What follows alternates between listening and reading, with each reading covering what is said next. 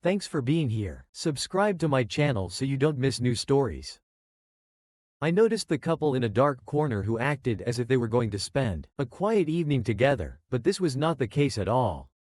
They came in after us, sat down to watch, and did not take their eyes off us from the moment we sat down. They might as well wear signs that say private investigators at work. Who are they watching? Follow me and my secretary, Katie. In fact, Kathy was more of a personal assistant than a secretary and always accompanied me when I was out of town on business. My wife's boyfriend thought there was more to Katie and was trying to find out for sure. He was trying to get information that he could give to Jean, so she could divorce me and get a large sum of money. Apparently she didn't tell him why she couldn't do it. That morning, Kathy and I flew into the Dallas airport to attend meetings with representatives of Milgard Industries and expected to be there all night.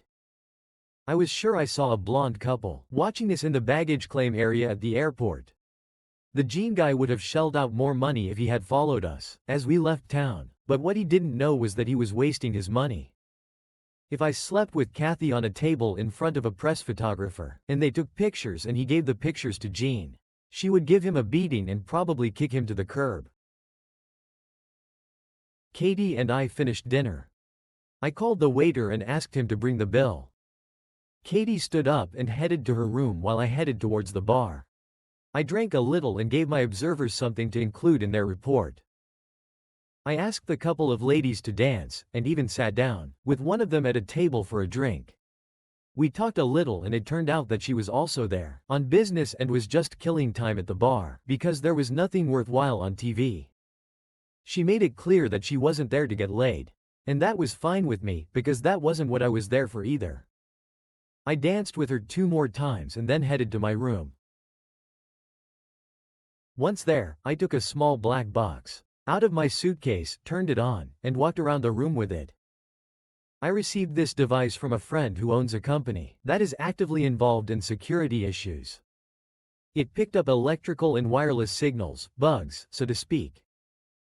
My room was clean, so I went to the door leading to the next room and knocked 3 times. I didn't worry about private investigators. Kathy was registered in room 212 and I was in room 516. The adjoining room 518 was in the name of Frank Bowers, and Mr. Bowers did not exist. The fact that I lingered in the hotel lobby did not leave me indifferent, and allowed Katie to go up to her room, wait 15 minutes, and then go to room 518.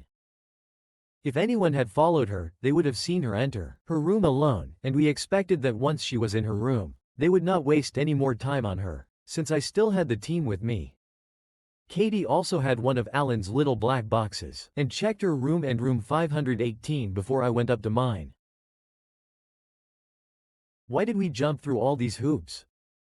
I knew for sure that the private detectives were not hired by my wife, and although I assumed that their employer was Jean's boyfriend, I wasn't sure it could have been a little industrial espionage on the part of one of my competitors. Either way, I figured it was better to be safe than sorry. Why was I so sure that it wasn't my wife who was behind the private detectives? I think that's the whole story. It started like many other sad stories by accident. I finished breakfast, kissed Jean goodbye, and headed to work. Jean called after me and said, "Don't forget that we're having dinner with Pat and Andy tonight, so try to get home early." I agreed with my mother that I would pick up the children this evening. Upon entering the garage, I pressed the button to activate the garage door opener and the door opened. I got into my car, backed out of the garage, and headed down the driveway. As I was backing out onto the street, I reached over and pressed the button on the garage door remote, but the door wouldn't close. I pressed the button a couple more times, but the door still wouldn't close. So I pulled over to the curb, got out, and went back into the house. I had a few Nineveh batteries in my basement, and I knew from experience that when the remote control didn't work, it was usually because the battery was dead. I walked through the garage to the door to the house, and when I opened it, I heard Jean laugh and say, "The big idiot is gone." Do you have time to drop by for a minute before you have to go to work? Is dinner still open today? Fine. I love sitting with you, Frank and Pat, knowing that we just cuckolded them again. Okay, darling, see you in 15 minutes. Then I heard a click as the phone was put back on the lever. My first instinct was to rush to Jean and tell her everything I had just heard. But a little voice in my head said, "Hold on, guy. I better find out everything you can before you get into her." I quietly closed the door, got into the car and drove to work. I didn't have to park at the end of the block to see who would arrive in 15 minutes. From what I heard, it was Andy. Andy was the husband of Jean's best friend, Pat. I thought about the situation all the way to work, and the big idiot came up with a plan of action. The first thing I needed to do was gather more information, and I knew how to get it. As soon as I got to the office, I called Alan on it and ordered security. Alan and I grew up together, and he was the closest person I could ever call a best friend. My father gave Alan the money to start his company when Alan was discharged from the army. In the army, Alan was assigned to the RSA, and he learned a lot that he thought would be useful to him in civilian life. He shared his ideas with me, and I persuaded my father to help him. When I got through to Alan, I told him what I had just learned and what I wanted to do. He said, "No problem. Get her out of the house and don't let her in for 2 hours. We're having dinner with Pat and Andy tonight. We'll probably go to Duke's Steakhouse, and it'll be at least 3 hours before we get home. I'll drop by for the key.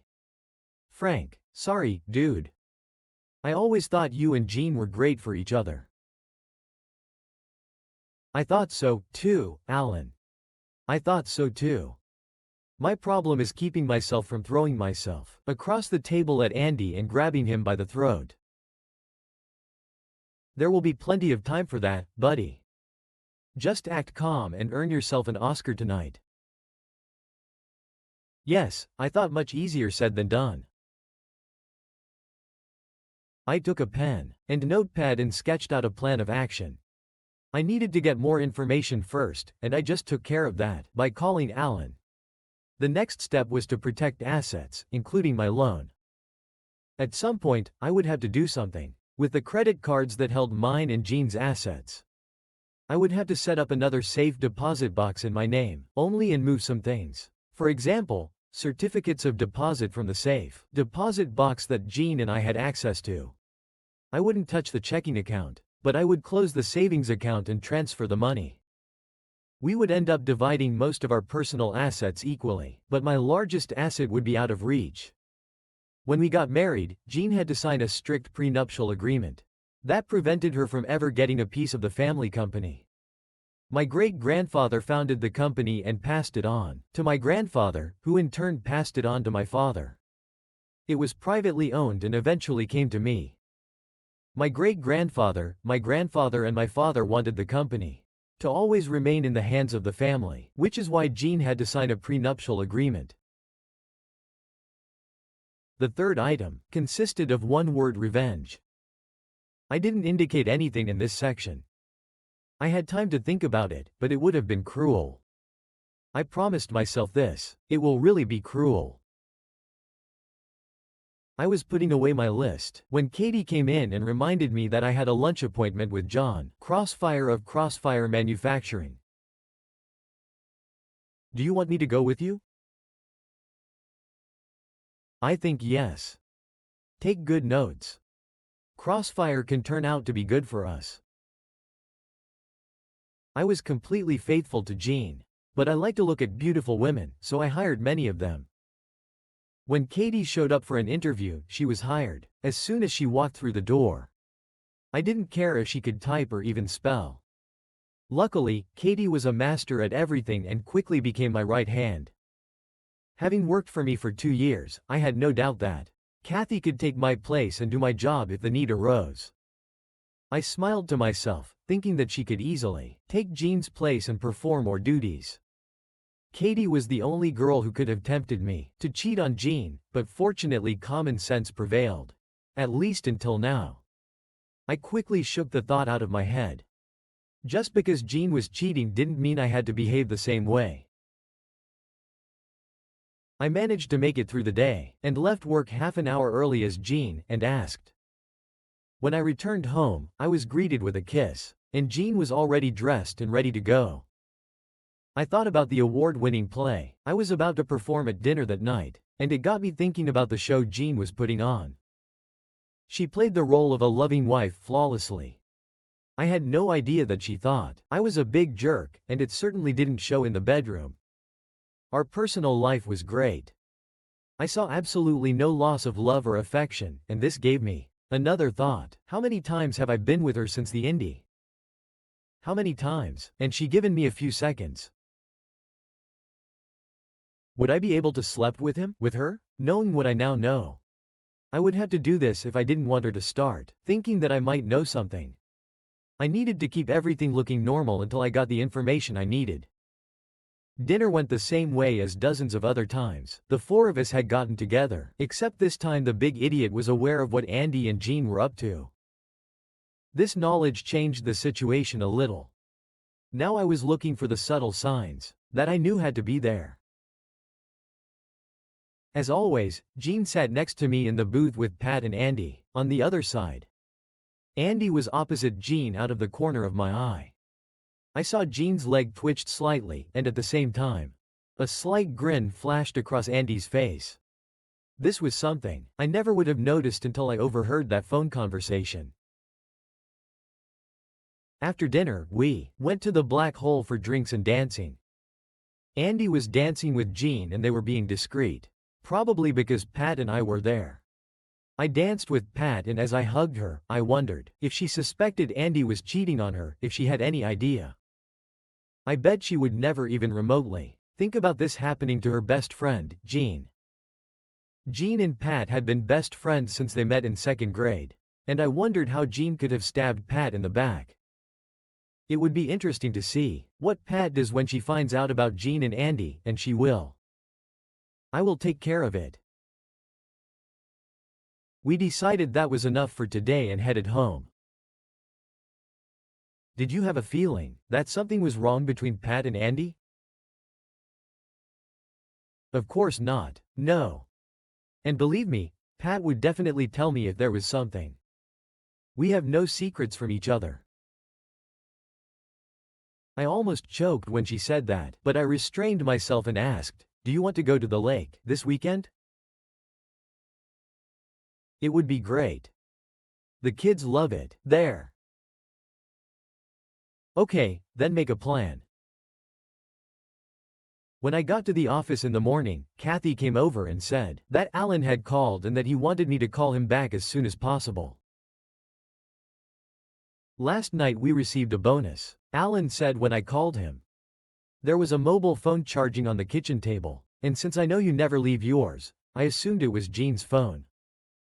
I installed a bug in it, so now her cell phone, your home phones in her car are tapped. I need to show you where the hidden camera switches in the master bedroom, so you can have some privacy when you're there. Have you checked them? Certainly. They are wireless and activated by motion and sound. They send signals to the remote control, which in turn sends them to the computers in my office.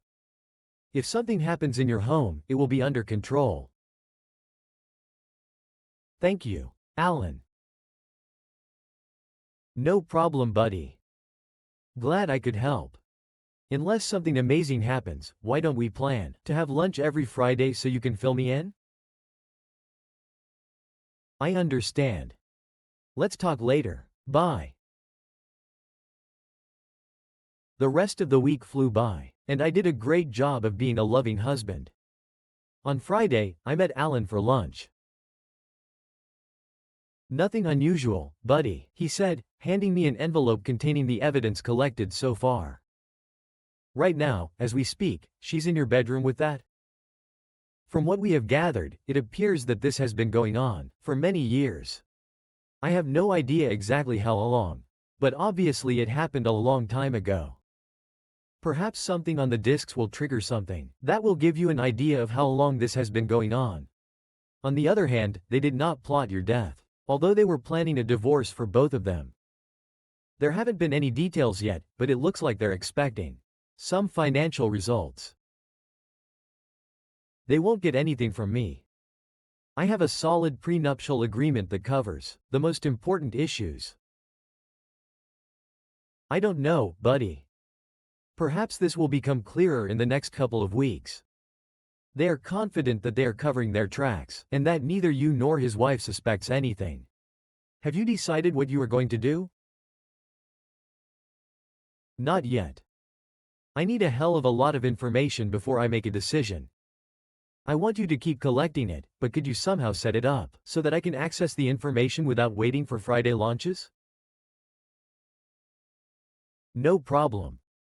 I can give you surveillance footage of the house, but not information about bugs in your phone and car. Do you want it at home or in the office? In the office? I don't want to risk her finding something that makes her think I know what she's doing. Alan pushed a small box towards me. These are bugs that you can put in her purses. If she's like most women, she has one or two favorites that she always uses. I returned to the office, and since I had a clear schedule, I went down to the conference room, picked up the cart with audio-visual equipment, and took it to my office. The cart was equipped with a large screen, TV, and the necessary equipment to play cassettes, CDs, and DVDs. I told Kathy I didn't want to be disturbed unless it was a disaster, and then settled back to look at the CDs Alan had given me. There was nothing interesting in the phone records. It was mostly about negotiating, meeting times, and exchanging "I miss you" and "I can't wait to see you again." The video was boring. To be honest, I've seen better. The weekend passed without intimacy. It's Jean. The kids and I slept in a tent by the lake on Monday. I was too busy to check the CCTV footage from home. And on Tuesday, I took a short day trip which prevented me from checking in on how Jean was doing. On Wednesday, I checked the channel from time to time, but did not catch anything. It had to be a success because Andy was a real estate salesman, and could leave his office to visit Jean whenever he pleased, and I couldn't sit glued to the computer all day on Thursday. I managed to catch them finishing getting dressed, but I would have to wait until lunch with Alan on Friday to find out what they were talking about. When I had lunch with Alan, he told me that the week had been rather boring. They met on Tuesday, as I expected, and of course it happened the day before. How long are you going to continue? You already have enough information to kick her out. That's probably true, but I'm hoping to get some information that will give me an idea of when and why they started. I'm curious to know what they're looking for financially before they go through with the divorce. Let's wait a couple more weeks, and if we don't have anything by then, I'll end it. Jean wanted to make love that night, and I began to notice a pattern. She wanted to make love on the night she spent the day with Andy. On Saturday, she told me she was going to go shopping for clothes and asked if I would mind babysitting. I didn't mind, of course, and we had a fun day together. Jean got home around 7 with a bunch of bags and packages. So I guess she did do some shopping, but she wanted to make love that night. Which showed that she wasn't spending all her time in the shops. Since I found out about her and Andy, I haven't made any attempts to have intimacy with Jean. I just followed her lead. I wondered if she would notice, sooner or later, and if so, if it would make her think. I decided that every now and then I needed to be the first one to do something. So on Sunday evening, I took the first steps and said, "Not today, dear. I've had a bad day and I just want to go soak in the bath." This was the first time I've ever refused her. That night I did something I'd been putting off for a long time because frankly, I wasn't sure. I really wanted to know. After Jean and the kids fell asleep, I got out of bed and went to the kids' rooms. I carefully opened their mouths and ran the swab along the inside of their cheeks. The next day, I took them to the lab to run a DNA test and told them I would pay extra for expedited results. That night, Jean wanted to make love, so I assumed she had been with Andy the previous day. This was confirmed the next morning when Alan called me. We have something. They met yesterday and I think you need to watch this before Friday. I'll mail this to you. At 10:15, I had the CD in hand and headed to the conference room to use the audiovisual equipment. The conversation while they were dressing turned out to be instructive. How long will it be before we can get a divorce? Asked Jean. Nothing has changed since the last time you asked. Pat won't have access to her trust fund until she turns 35, which is still 2 years away. Do you have any news? Is Frank's father close to handing over the company to Frank? This is unlikely. The old fart is as healthy as a ball. Well, since you can't get anything out of Frank, we'll have to wait until Pat turns 35. Why don't we just screw it all and get it over with? I will take the children in the divorce, and I am sure that the court will keep the house for me until they turn 18. I will receive a decent amount of alimony and half of our property, which is a lot. I'm not going to give up the chance to get half of Pat's $5 million. There are only 2 years left. 19 months, actually, and we've already waited 6 years. So let's wait a little longer. We were lucky, and I'm just afraid that luck will smile on us. I want to end this on my terms, not Frank's. So cross your fingers and hope Frank's dad dies or retires in the next couple of months. The prenuptial agreement does not allow you to take any share of the company, but once Frank gains control of the company, his net worth will increase and your half of the assets could double. I still think we need to do this now. You worry too much. My love will be fine. I turned off the disc and then heard you. Poor guy. I turned around and saw Katie standing there. Sorry, boss. I didn't mean to intrude, but the door was unlocked and I needed to remind you of your afternoon meeting with Giller from Apex Products. How long have you been standing there? Almost from the very beginning. You were so engrossed in watching that you probably didn't hear me come in when I saw you watching. I should have quietly left, but I couldn't tear myself away. How long ago did you find out? Much longer than I wanted. This will stay between us, right? You know me, boss. You know I've got your back. What are you going to do? I'm not sure yet. I need a little more information before I make a decision. If there's anything I can do, just let me know. Fine, thank you, Katie. As I removed the disc, a plan began to form in my head.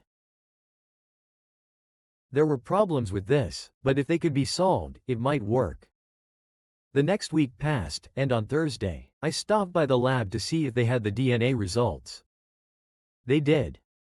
According to the tests, the children were mine. This changed the plan I had been working on, and this information gave me the push I needed to do something about it. I was going to attack through the back door. If I could do it, I would sink them and they wouldn't even know I did it. The hardest part was sitting next to Pat, and not letting Andy and Jean find out. The only way I could do this was to catch Pat alone. Luckily, I had a way to do this. Pat was a middle manager, a company we worked with, and I would visit them occasionally. When this happened, I would go into Pat's office and offer to take her to lunch. I really didn't want to do this to her, but she needed to know what kind of idiot she was married to, and she needed to know about his plan to screw her over. I arrived at Milford Manufacturing at 11:15, spoke with Marv, the purchasing agent, and then stopped by to see Pat. Do you have time for lunch? With you, anytime. We got into my car and drove away. When she saw me heading away from the restaurants, she asked where we were going and I told her it was a surprise. She looked at me with confusion as we pulled into my assigned parking spot at work. I told her that everything would clear up in just a few minutes. I let her into the conference room after warning Katie not to disturb us in any way. I locked the door and said, "I hate to be the one to do this to you, and you may never want to talk to me again, but it needs to be done." Why should I stop wanting to talk to you? Previously, messengers who brought bad news were killed. Bad news? The worst. The absolute worst. I inserted the CD into the AV device and pressed play. The screen lit up and Pat saw Cindy cheating with her best friend. She stood stunned and then said, "This is some kind of joke, right?" I shook my head. I removed the disc and inserted another one. "I've had this garbage accumulating for 3 weeks, and I probably wouldn't tell you about it until I decided what I was going to do. But it happened yesterday, and I felt like you needed to know, so you could decide what to do." I turned off the CD I was playing and inserted the one Alan had sent me. She looked at it and then said, "That pathetic son of a fat. Vile, two-faced, blood-sucking idiot. In this I would die for." Then she couldn't stand it and started crying. I hugged her and tried to console her, although I knew it was impossible. I had just destroyed her world and I knew exactly how she felt. "It sucks, honey, and I know it. But now the question is, what do we do about it? What are you going to do?" I was thinking about doing nothing, and just letting things run their course until the kids were 18. If I divorce this cheater, she'll get the kids. And I'll be a part-time dad while your husband lives with them and has a big influence on them, growing up.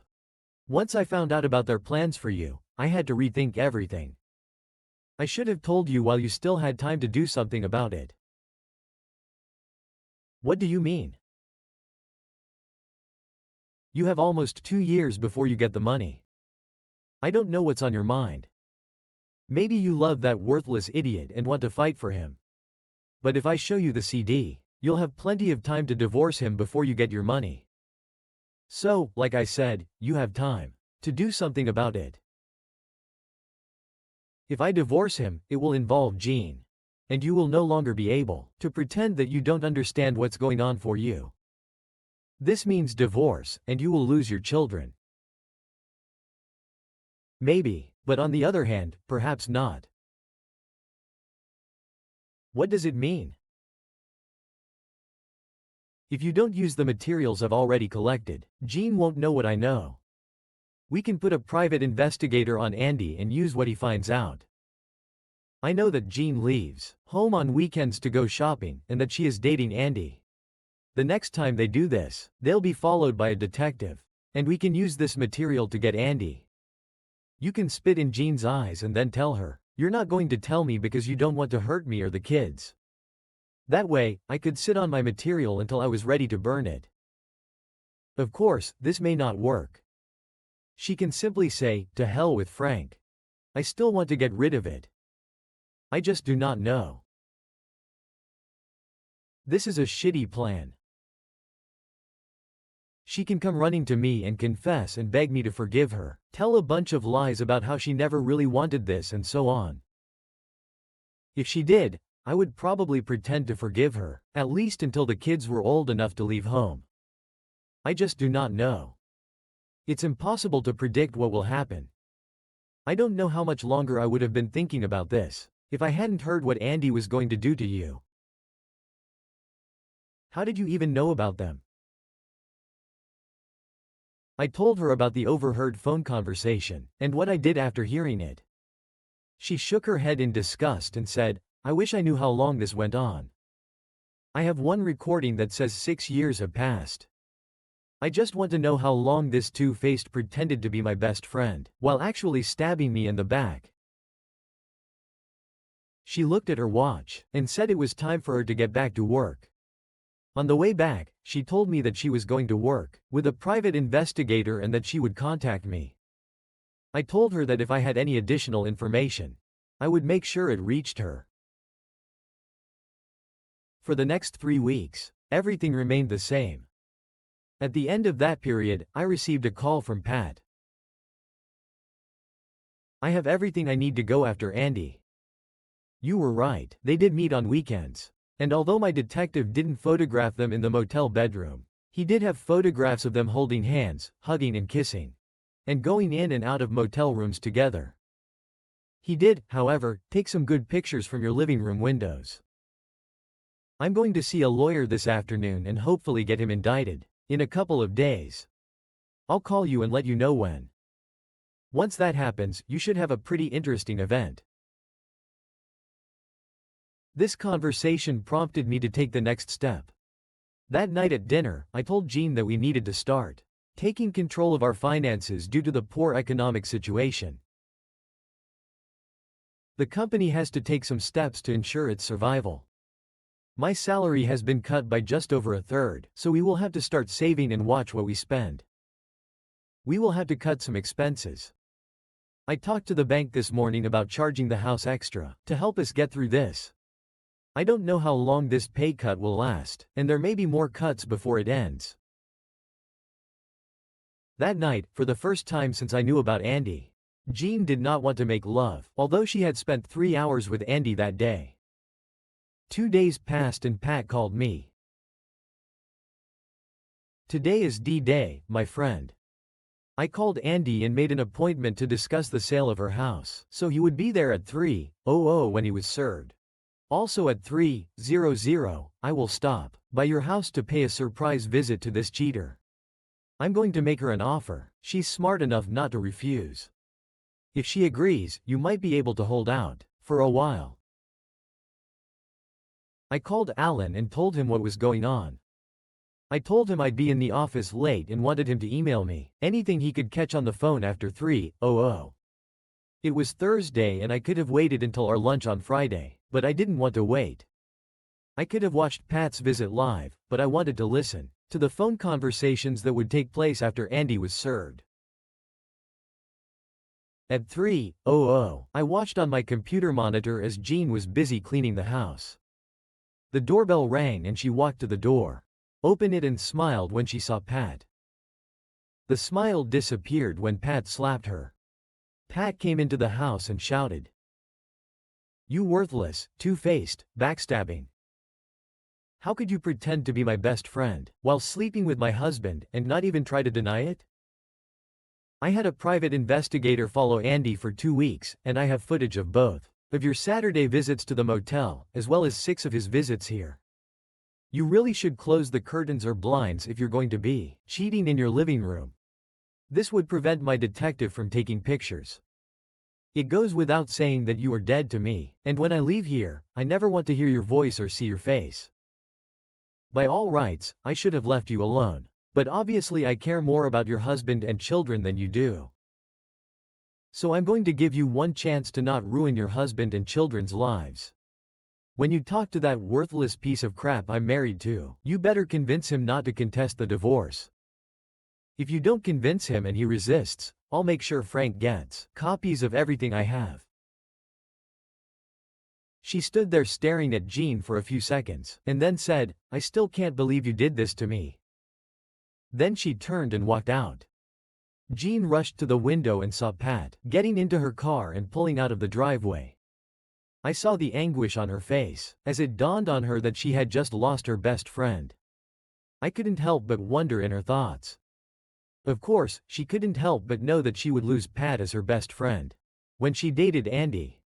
If she was upset about losing her friendship with Pat, why did she start sleeping with Andy in the first place? I turned off the live feed and went back to work. If I had kept watching, all I would have heard were lines of the telephone conversations she might have been having. I just waited until I heard both sides. I didn't have to wait long. At 4:40, Alan called and said that he had something interesting and would send it right away. 20 minutes later, I was listening to Jean and her lover. "Hello, it's me. We have a problem. I know you know. Pat was here half an hour ago. She knows about us." "I know. I was just served with divorce papers and a restraining order.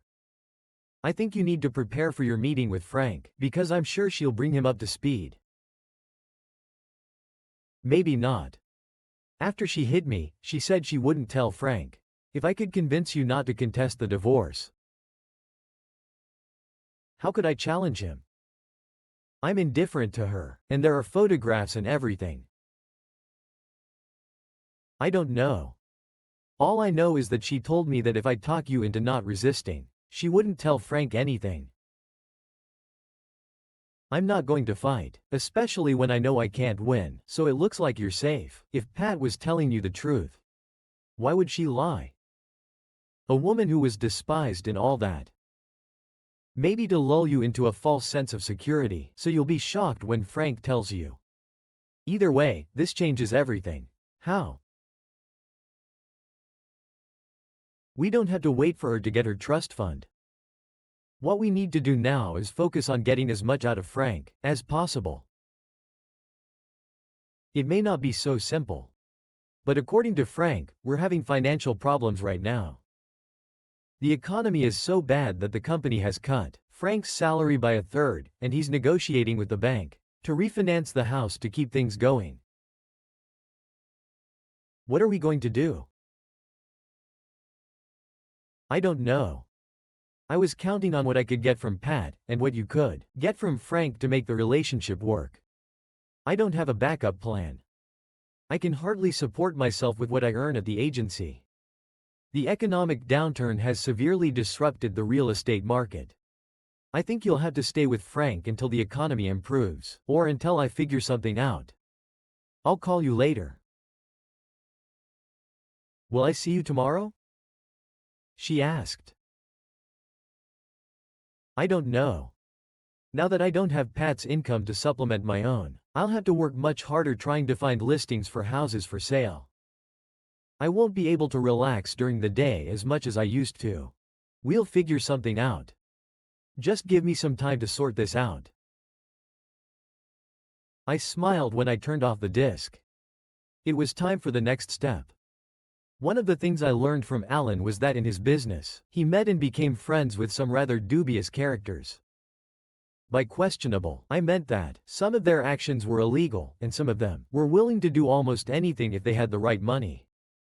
I called Alan and told him what I wanted, and he told me it was doable and that he would call me back. 2 hours later, he called back, giving me a name and phone number. 3 hours later, in the back room of a bar on the east side of town, a deal was struck and I was $2,000 poorer. I called Pat's cell phone, alerted her, and headed home. When I returned home, knowing that Jean had not seen Andy that day, I insisted on intimacy, and got what I usually got on days when she was not with her lover. Not today, Frank. I had a really bad day. You know, Jean, lately I've been getting pretty tired of hearing that from you, every time I want to make love. I'll tell you what, keep it to yourself. I don't care. I grabbed a pillow from the bed and went to my home office, to sleep on the leather sofa. The next night, I would have returned to the bedroom, but sleep with him, with Jean was over. She would have to beg me before I would do it again, but I wasn't going to refuse. No, I wasn't going to refuse. The next morning, on my way to work, I stopped and bought one of those alternative newspapers. You know, the ones that have a lot of advertising, for adult theaters, adult bookstores and the like. I was going to make a list of services, check out a few of them, and see if I couldn't come up with something with one of them. I was making a list when the phone rang. It was my dad and he asked me to come up to his office. I went up to the 4th floor and entered his large corner office. His secretary motioned for me to enter. I was surprised to find my mother in the office with him. Are you ready to try your hand at managing a company? Why do you ask? Your mom and I have decided to go on a 3-week cruise, and depending on how things go, it could last 5 or 6 weeks or maybe longer. When I took a week's leave, you were left in charge, but it was more like a caretaker's role than a management role. This time you will do everything yourself. Make all decisions. Put out all fires. Can you handle it? When do I start? We're leaving for Florida on Friday night, so when I leave the building on Friday, everything will be in your hands. Fine. While you're both here, I need to fill you in on a few things. I told them all about my situation with Jean, and how I had lied to her about taking a pay cut, and might even have to increase the lies. Whenever she is around either of you, I need you to support me about how much the economy is hurting the company. But the company is doing well, my dad said. I know, but I'm trying to make her think that after the divorce, she won't get much. Divorce will cost me my children, and I don't want that. I will try to keep us together until the kids are old enough to choose which parent they want to stay with, or until they are old enough to live on their own. We will help as much as we can, said my dad. I can't believe Jean did this. My mother said I always had a good opinion of her. Who do you want to see as the head of your department while you run the company? I think I'll give Katie a chance. Do you think this is reasonable? She didn't have much to do. Oh, well, to hell with it. I said you'll be in charge, so I'm not going to interfere. When I returned to my office, Katie followed me. She pointed to the middle of my table and asked, "What is this?" She pointed to the newspaper page into my list, lying next to it. She doesn't sleep with you and you're looking for a replacement. That's half true. It's me who doesn't sleep with her, not the other way around. Why are you looking for a professional to take her place? I have needs, and I'm not the type to hang around bars looking for a girl for one night. The solution to your problem is much closer. Wow, and what could it be? Do you see yourself as the next Mrs. Englewood? No, at least not for now. I think we'd be a damn good match. But outside of work and our interactions here, I don't know anything about you. And you don't know anything about me based on what just happened. I'd say we're compatible, but there's more to a relationship than just good night. I'm interested to know if there's something more between us. Well, don't flatter yourself. It may take me a while to get rid of the first Mrs. Englewood. 10 years. Actually, now I'm thinking about staying married to her until my children grow up. I don't want to lose them in a divorce. 10 years. We should have enough time to figure out if we are right for each other. When can we do this again? I don't think we want to make a habit of doing it here at work, and I have some things to sort out before we can do it somewhere else. Besides, you might be too busy and we won't be able to meet again for a while. Why did it happen? She asked. Because this Friday, at 4:00 in the afternoon, you will be in charge of this department. I continued to explain what was about to happen. Do you really think I can handle this? I wouldn't have given you a chance if I thought you couldn't handle it. If you do as well as I think you will, you'll get a full-time job when my dad finally decides to retire and I move up. Damn it, I never expected something like this to happen. Won't this piss off those who think they should have gotten the job? Perhaps, but so what? They may think they should have gotten the job based on seniority or something else, but the simple fact is that no one else in the department has what it takes to do the job. If you have problems, solve them and I will support you. She was silent for a couple of moments, then said, "You have never been to my apartment. Would you like to come and see my prints? Do you have engravings?" She just smiled and I said, "How about I take a look at them tomorrow? Maybe we can leave work early so I can have more time to look at them." Agreed, boss. When I got home, Jean had already prepared dinner. and we barely spoke to each other at the table. The children mostly told us about their day at school.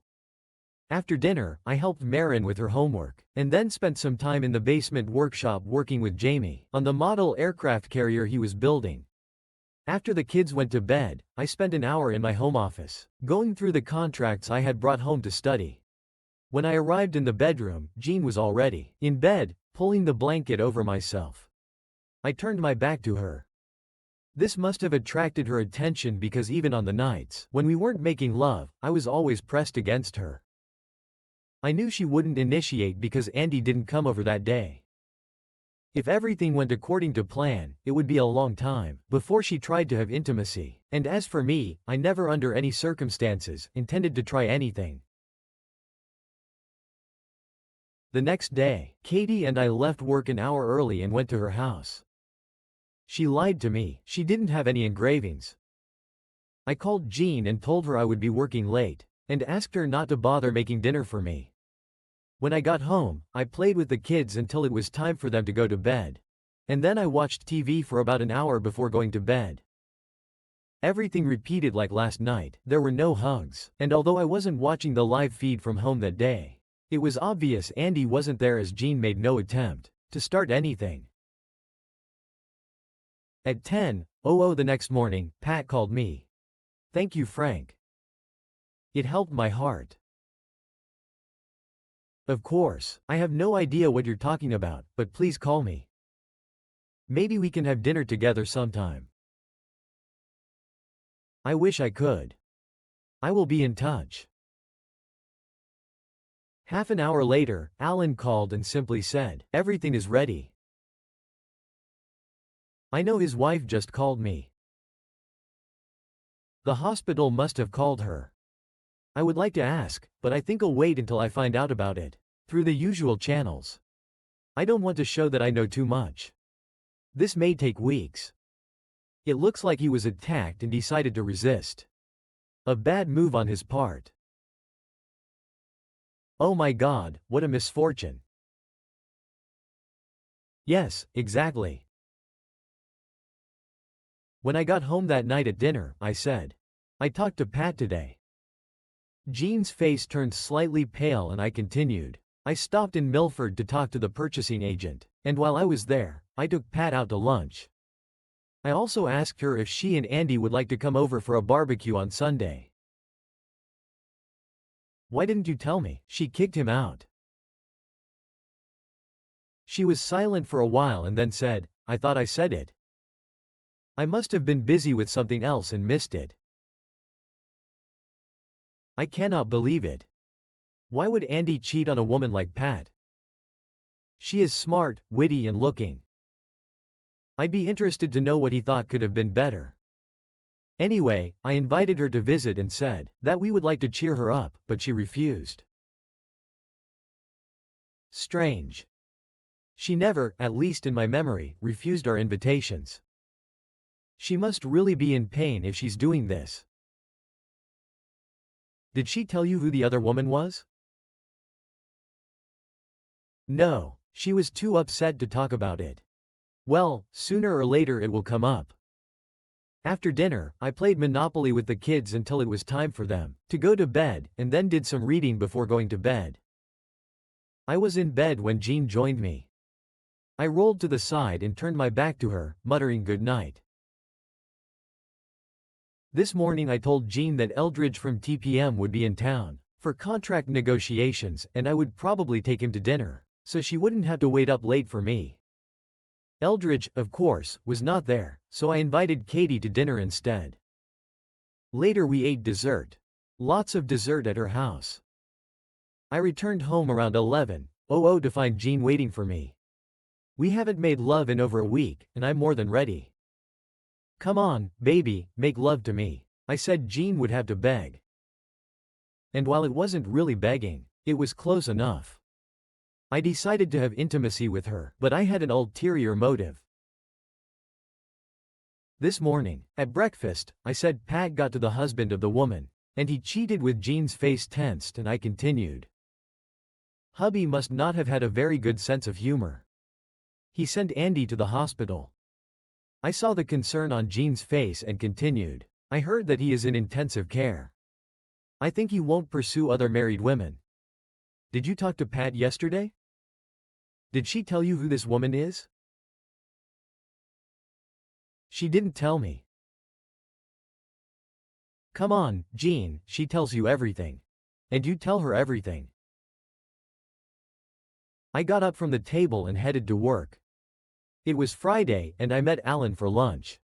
He gave me a single CD. There's almost nothing on it. A dozen phone calls from home and from her cell phone to this idiot. She wanted to know when he would come, but he continued to dissuade her for the last 2 days. She couldn't reach him at all, and of course, we know why.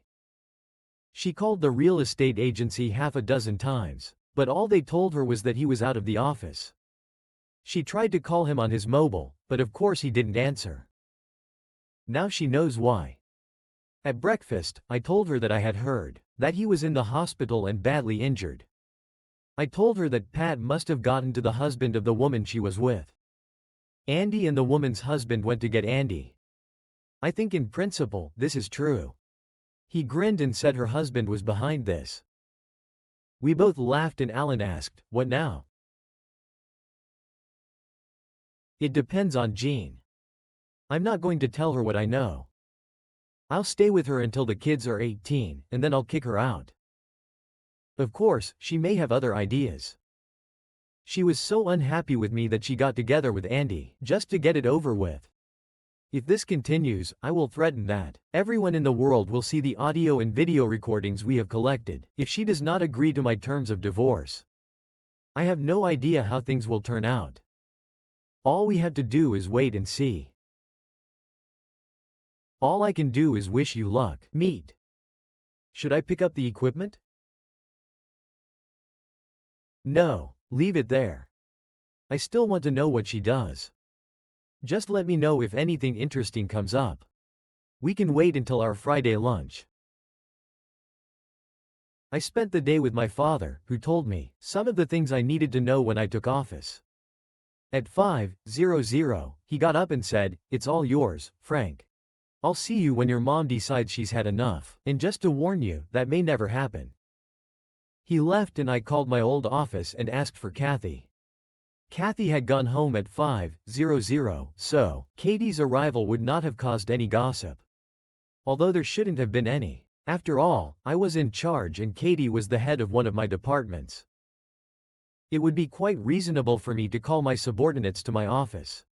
Katie came in and asked, "Did you call boss?" Yes, I called. There was something missing in this room, and I thought that maybe a woman's opinion would tell me what was wrong. I already think I know, but I need another opinion. A woman's opinion. She looked around and then said the color of the walls should be brighter. And that's all. Is this the best you can come up with? When I got home, Jean seemed out of sorts, and I assumed it was because her lover had been hospitalized and was in pretty bad shape. She must have been thinking, if Pat could do this to Andy, what is she going to do to me? She said she wouldn't tell Frank, but she never said she wouldn't get back at me. I pretended not to notice anything. After dinner, I played with the kids and we agreed to go to the amusement park. The next day, Jean was in bed when I went upstairs, and when I lay down next to her, neither of us made any attempt to cuddle together. The next day, Jean refused to go to the amusement park with us, citing poor health. The kids and I had a great time at the park, and when we got home, Jean wasn't there. She returned about an hour later with a couple of pizzas she bought along the way.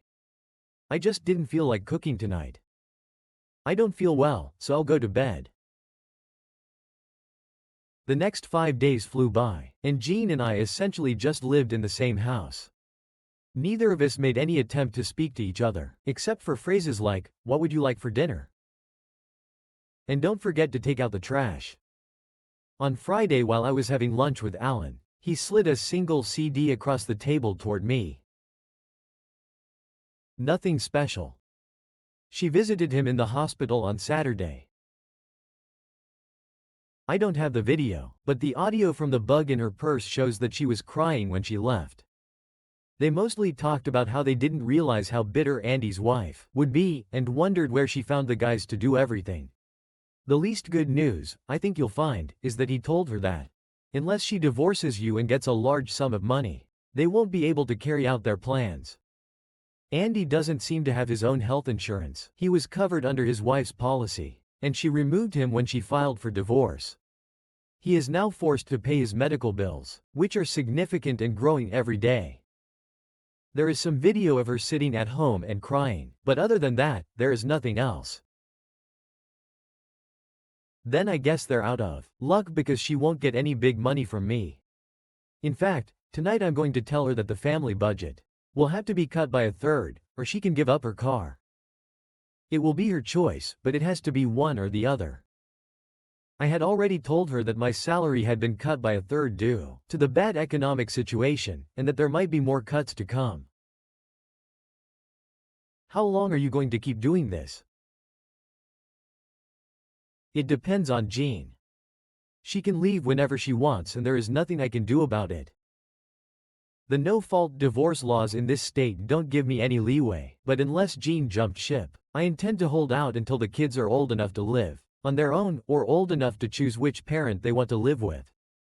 If a divorce does happen, well, I've said it before and I'll say it again. Good luck, buddy. When I got home, I asked Jean if she had spoken to Pat and she said no. Isn't it strange? I don't remember a day when you two didn't talk. She must be very upset about what Andy did to her. I'll call her and see if I can bring her here, so we can cheer her up. I don't think you should do this for now. I think she should be left alone, and don't forget that I know her much better than you do. Okay, if you say so. We have enough of our own problems now. We will have to cut the family budget by a third, until things get better at work. I don't see how to do this. Well, I'll leave it up to you, but you can either cut down on family expenses or give up your car payments. License plates and insurance account for about a third of the family budget. It's up to you to decide what you want to do. It's unfair. I need my car. The cut-off budget means we get a third less money than before, and we have to put up with it. I don't understand. Damn it, Jean. This needs to be done. Get used to the fact that we will no longer live in grand style. Just do it. Stop arguing about it and pray things don't get worse. There's still a chance that the company could close, and then we'd be in deep trouble. I left her sitting and went down to the basement to do something. An hour later, I came back upstairs and asked what we were having for dinner. I was hoping we could go somewhere tonight. Lord Jesus, woman, have you completely lost your mind? I just finished telling you that we have financial problems and need to cut our budget. Remember these words, Jean, budget, budget, budget. She ran out of the room in tears, and I smiled as I started preparing dinner. When everything was ready, I called the kids back from their game, and over the meal we talked about their day at school. They asked where their mom was and I told them that mom wasn't feeling well. Did something happen to her? Is that why she's relaxing in the bedroom? After dinner, I played with them until they went to bed and then headed to the bedroom. Jean was awake when I entered the room. She looked at me and said, "You didn't have to talk to me like that." Yes, I did. The let's go out to dinner nonsense that you don't take seriously. What I said about having less money and needing to adjust accordingly. This brings us back to the family budget or your car. Make your choice by Sunday evening and let me know, or I'll make the choice on Monday. I slid under the covers, turned my back to her, and fell asleep with a smile on my face. I had no doubt that she would choose the budget over the car. But I hoped she wouldn't tell me anything by Sunday evening, and on Monday, I would get rid of her car. She was silent at breakfast, so the conversation at the table was between me and the children.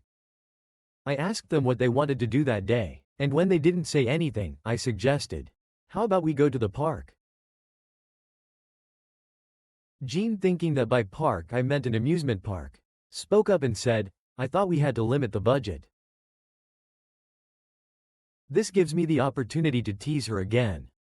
The park is free. Jean, you don't have to pay to use the swing slide or gym. I spent half the day at the park with the kids. Then we went home and I did some yard work before dinner. Dinner passed in silence.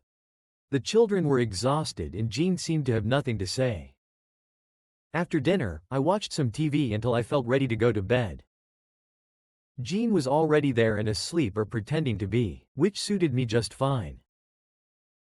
On Sunday morning, I said I needed to go into the office and review the books to see if there was any way we could cut our expenses and stay competitive.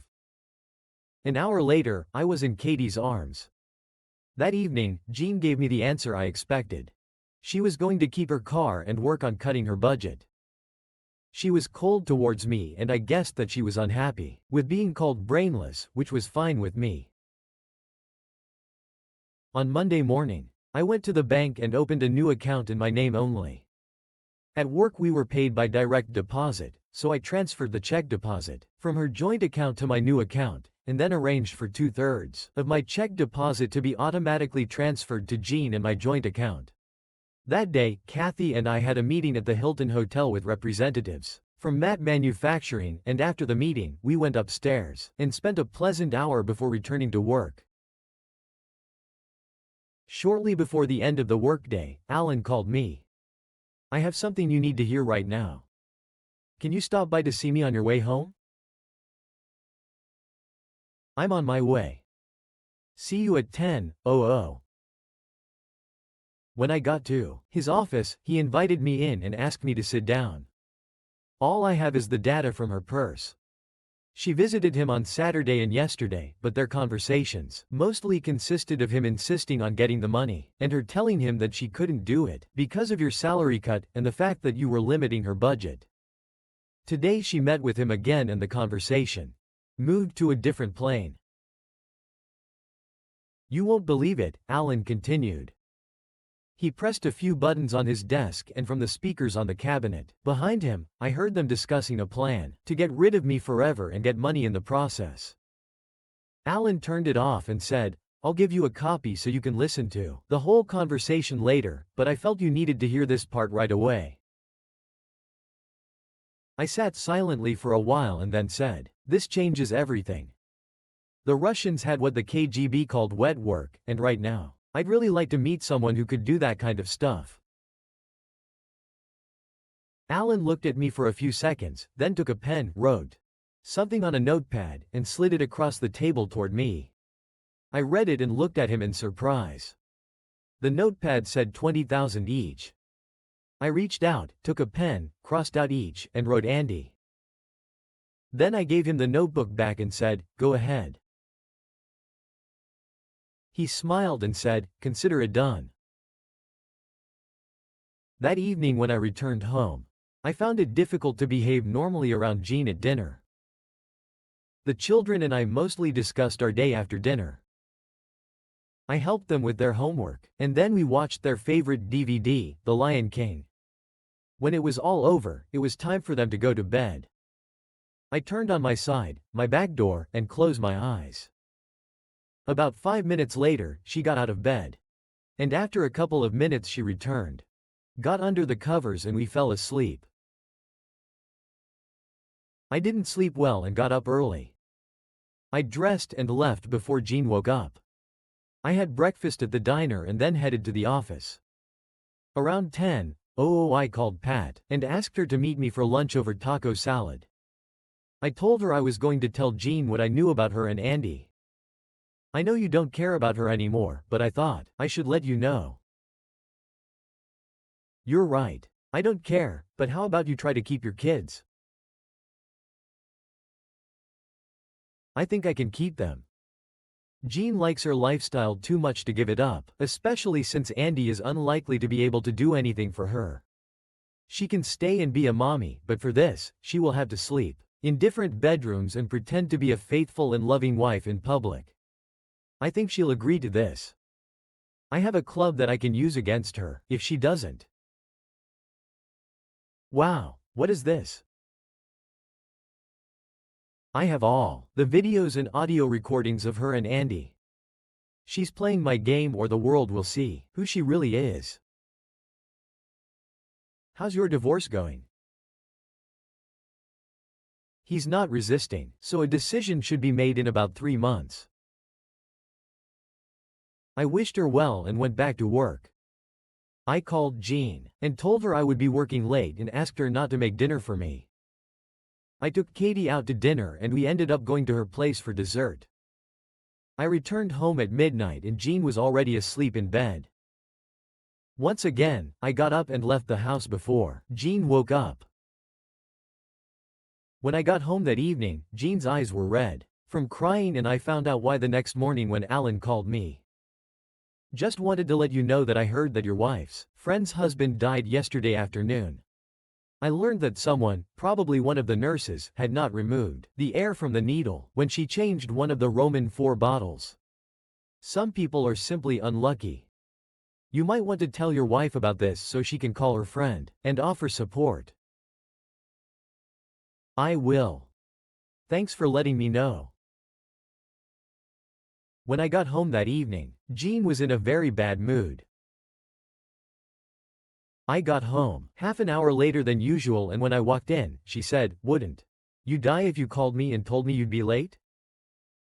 The tone of her voice was exactly what I needed to understand what I was about to do.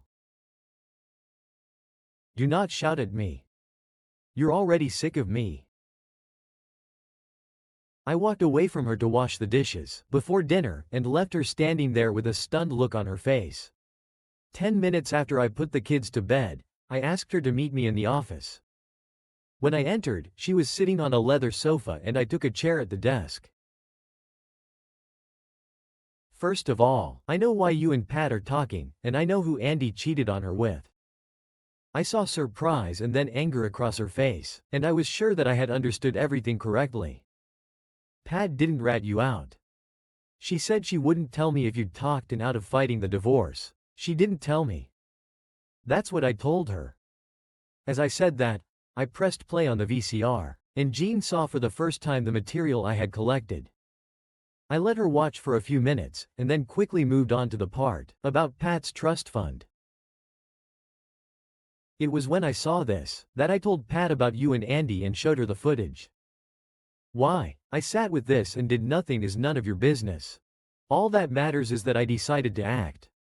You have 3 options and only 3. First option, you pack your things and leave, and I file for divorce. In this case, you get nothing and I get custody of the children. Second option, you stay here and be a mother to the children, and my housekeeper. You will move all your belongings into the guest bedroom. As far as friends and family are concerned, we will still appear as a loving couple, but there will be, I repeat, no intimacy contact between us. Third option, you can say F you, Frank, I'm taking the kids and I'll fight to get everything I can out of you. If you go this route, I'll hand over this little fragment to the police. I pressed play again, and she heard herself discussing my impending death by accident with her lover. It's called conspiracy to commit murder, and you could face up to 25 years in prison in this state. While you're locked up, I'll divorce you, get custody of the kids, and they'll be grown up and on their own before you see them again. It's your choice, and I want to hear your answer before I leave for work in the morning. One last thing. Tomorrow, get your 5th point to the hospital, and tell Andy that when he gets released, he better get out of town, on the first plane, train or bus, because I'm coming for him. If you care about him as much as he seems, this may help you choose the first or second option, because in the third case, he will end up in a prison cell next to you. I can't. You can't do what? I tell him. He died in the hospital. When? Yesterday, late afternoon. This is damn bad. I was looking forward to bringing him back to the hospital when he was discharged. Do you know what upset me the most? It's not like you left, Andy, although that did make me angry. What really got to me was that when he suggested killing me, you didn't say, "We can't do that," or "I won't participate in anything like that." You just went along with it. Get out of here and move to the guest room. Don't forget that. I want an answer by the time I leave for work in the morning.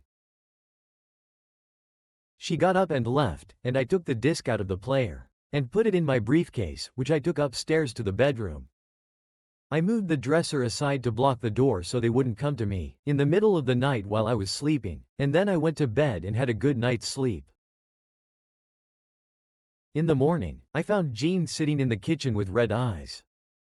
I poured myself a cup of coffee and asked, "Well, what is your answer?" "You already know, and don't pretend you don't. I can't leave my children and I don't want to go to jail." "Fine. We'll discuss the details when I get home in the evening. Don't wait for dinner because I'll be working late. One thing needs to be remembered. It should be obvious to you that I'm watching you. At the first hint, no matter how slight, that you are planning to take the children and run away, I will bring the hammer down on you. Understood?" "Yes." I had a great day at work, and of course, staying late is a euphemism for hanging out at Katie's apartment. I got home around 9:00 and found Jean watching TV. I just looked at her and said to the kitchen. I walked into the office and put my briefcase on the table. When I arrived in the kitchen, Jean was sitting at the table. I sat down opposite her and said, "The rules are simple. You will remain the same mother you always were. You will keep the house in order, as always, and you will behave normally when I worry about you, when the children are around, when we are in public or with friends and family. You will play the role of an attentive and loving wife. The excuse for sleeping in separate bedrooms will be that I snore so loudly, you won't be able to sleep. As for your life, I leave it up to you, but you will never bring another man into this house. Whatever you do, try not to let it become public knowledge and cost me humiliation. This shouldn't be a problem for you since you have enough practice. You managed to keep me and Pat in the dark for over 6 years. If you follow these rules, nothing will change for you. You will still have your credit cards, access to your checking account, in your car. The only change is that you will no longer have a loving husband, but that shouldn't matter because you didn't want him anyway. Have questions? Only one. How long until the children turn 18, or start living on their own? What then? Who knows? That's still 10 years away, and a lot can change by then. You can also choose the first option anytime you decide you want it. I'll even tone it down a little. I'll pay you $5,000 for every year you last. And if you last at least 5 years, I'll buy you a new car that you can drive away with. That was 7 years ago, and everything turned out well to all observers. Jean is a devoted wife and mother. She had several boyfriends, but she kept them all a secret, and I doubt any of her friends and family know about it. Except for my parents, of course. I told them all about her affair with Andy and my current relationship with her, but I never told them the story of how I talked her into agreeing to this arrangement. Her current boyfriend takes her seriously enough to assign a private investigator to me, but how seriously she takes him, I don't know, and I'm not going to ask. They had announced that he was going to retire next year and hand over the management of the company to me. When that happens, I may make some changes. Maybe I'll leave Jean alone and just visit her. Another option I'm leaning towards is a house on 5 acres, with a guest cottage next to a 4-car garage. I could buy it quietly, divorce Jean, and let her live in the guest cottage so she could be close to the kids. I think Katie might like this. She didn't say anything, but I know she would appreciate a more permanent relationship, and for that matter, so would I. Well, we'll see in a year.